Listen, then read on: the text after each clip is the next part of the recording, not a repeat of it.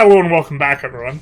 Now that we've kind of gotten a through release slash past release, I think we're going to be getting back into doing the news, and of course, of receiving our Happy Wednesdays. We've been without some Happy Wednesdays for some time. We've been looking forward to it, just been busy making videos, and it's nice to get back into, reading the Tinto talks, receiving the Happy Wednesday, and having a happy time. This one's short, so let's just get to our Happy Wednesday, everyone. Happy Wednesday. Hello, everyone, and welcome to some updates from Paradox Tinto on...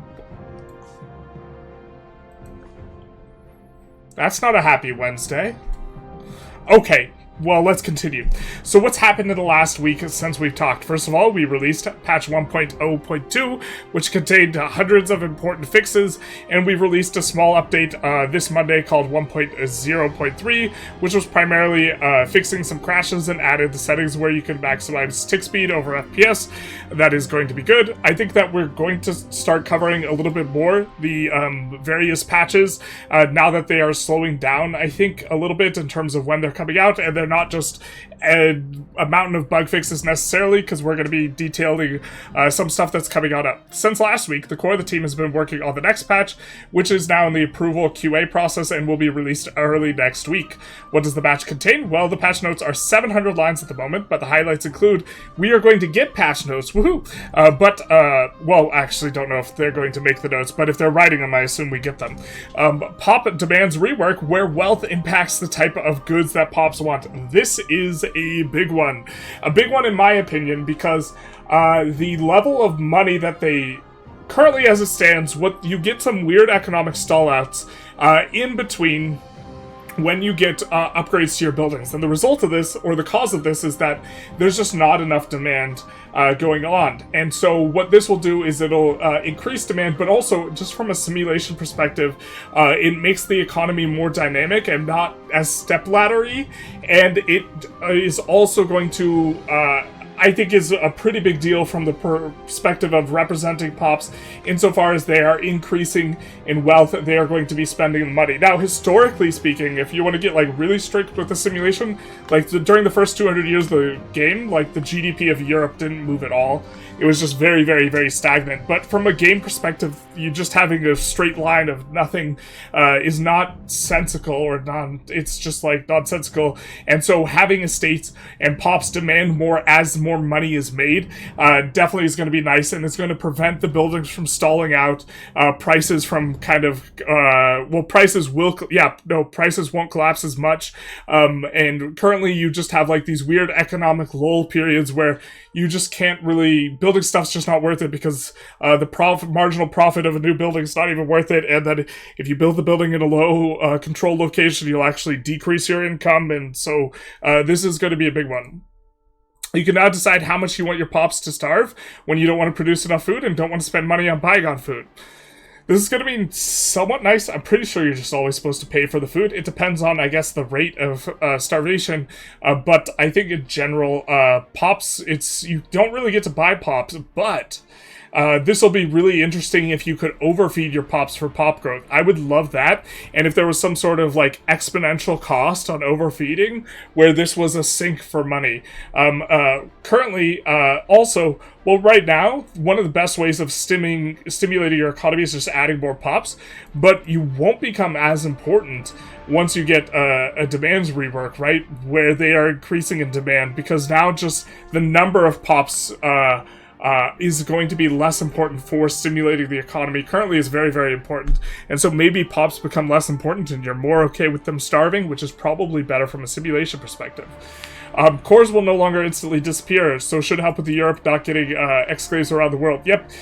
Currently, they implemented something, I think it was to prevent abuse, of where you would release a country and then use their CB to reconquest something, or something like this, or maybe it'll change in that direction. I'm not a fan of it, because you can't release all the historical stuff. Maybe change the way that the CBs work, rather than, just get rid of them, but it seems like they're rolling them back, so definitely going to be nice. Characters will no longer all be clean-shaven. Beard Army unite, stand up in the comments section. Alright, what are we working now for the weekly patches for the rest of the year? Well, this is good news already. Weekly patches for the rest of the year, so it's going to be, I assume, mainly bug fixes of this type of stuff. which makes sense and is fine. Definitely something I'm kind of happy about. There's a lot of stuff I want fixed that's like little stuff that I think is not important in the grand scheme of things, but would be a lot nicer, especially with colonization. It's one of the reasons why I haven't made the colonization video yet, because I don't know what exactly is on the docket for improvements. But now seeing this, we might be making a colonization video. But we have further AI improvements, always nice. This is something I leave feedback on decently frequently, trying to improve the AI. But okay, quality of life in the UI, making things easier, easier ways to upgrade buildings. So the thing I think I want more than anything else, or have talked about for a long time, is I would love an auto-expand feature where you pick industries in specific locations and it will just add those to the queue as more potential levels become available by virtue of you having better development or pop. This would be really nice, as would auto-upgrade, stuff like this.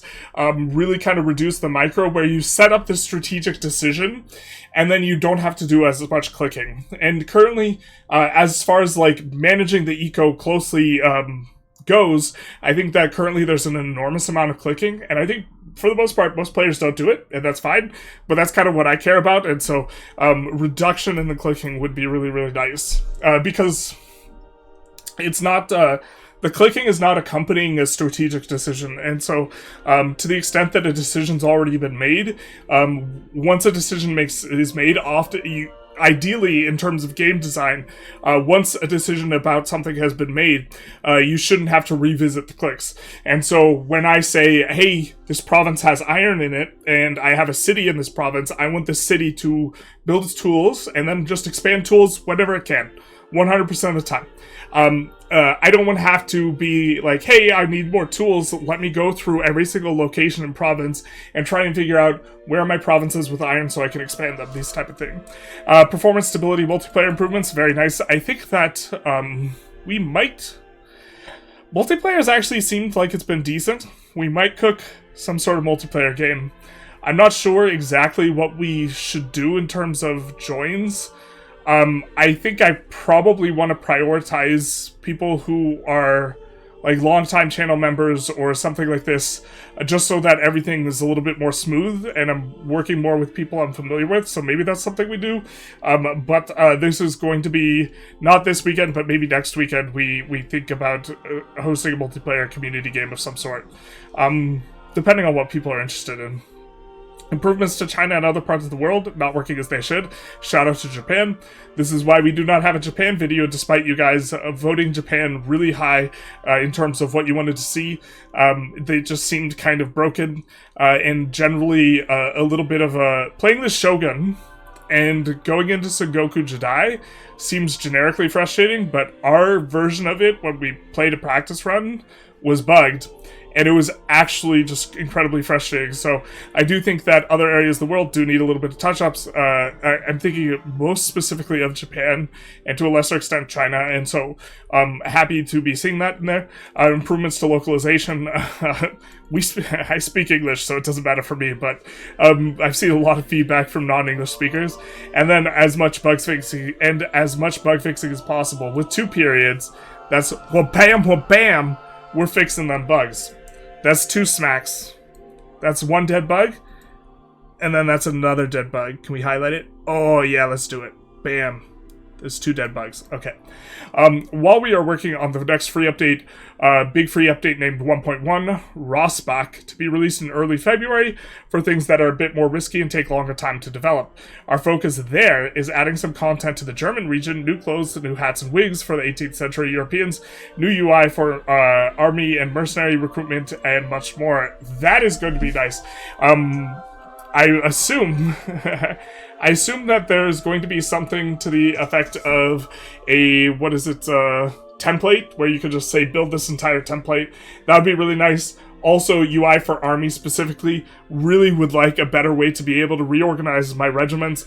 It's so much clicking and very, very tedious to try and reorganize them perfectly when you want a very simple heuristic like, I want cavalry on the flanks. I want all units of this type on the flank. Or I want all of the cogs, all of the transport units in reserves in my fleets. Stuff like this would be really, really nice. At a certain point, you're just rich enough that you, like, auto-balance, too rich to fold, you know, too rich to do... too rich to care, but when you do care, it's a relatively large amount of clicking, and so really would love to see UI improvement in that regard, and also UI better representation for what stuff like levies do. Currently, the levies have some really opaque features. Some people have dug around the code, done some informing for me. Levy combat efficiency apparently doesn't even apply correctly, which is opaque to even be able to see because, you know, it's... you can't see, like, any of the modifiers. It looks like the tier Age 1 levies are better than Age 2 levies, except for there's a hidden bonus that's present nowhere in the UI, but it's in the code, like this type of thing. So, would love to see some improvement there. Also, for those of you who wonder about the first DLC, Fate of the Phoenix, we have now started the process of designing how it will work based on what type of mechanics you as a community have been enjoying. Ominous.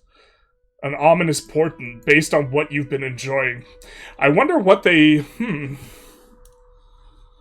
I can't...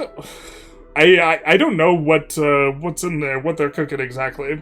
But that would be really cool. I suspect... I want some changes to colonization. I suspect that will be with the Iberia patch, not with Fate of the Phoenix. And so I've been trying to think of what might go along with Byzantium thematically as a interesting mechanic.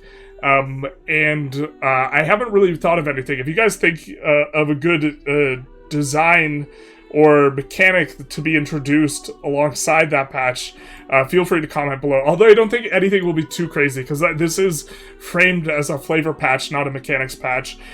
Really like the way that Vic 3, incidentally, is doing like their flavor versus mechanics patch stuff. But anyways, that has been a rundown of Tinto Talks number 88. I hope you guys enjoyed. If you did, feel free to like, comment, subscribe, hit the notification bell, etc. And other than that, have a happy Wednesday, which is probably Thursday for you by now, but it's still Wednesday for me.